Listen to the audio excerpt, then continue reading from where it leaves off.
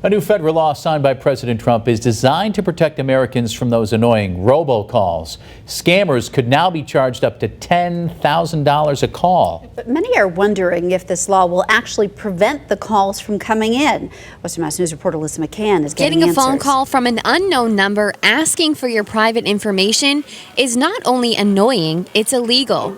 And a new law called the Traced Act, signed by President Trump, could potentially help Americans combat robocalls and ID spoofing. The purpose of the new law is to actually put mechanisms in place that can punish people who are violating the law and on a criminal basis sending out these robocalls. Tech expert Stan Prager tells Western Mass News the big takeaway is the new law will require phone companies to prevent those robocalls from ever connecting with their customers.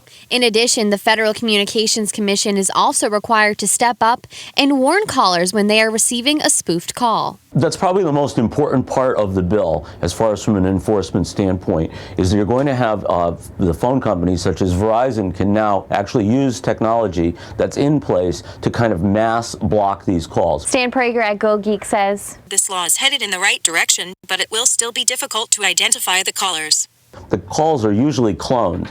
By cloning, I mean that it's using a telephone number that appears on your phone, which it's not coming from. And even with this law in effect, Prager says criminals are going to continue to commit crimes despite the larger fines. If you're a criminal and you have a way of making money out of something, you're going to go out of your way to do this. So, are there ways to protect yourself? If you have the time, if you want to invest the time to do this, when they call you, you can press a button to speak to a representative on that line.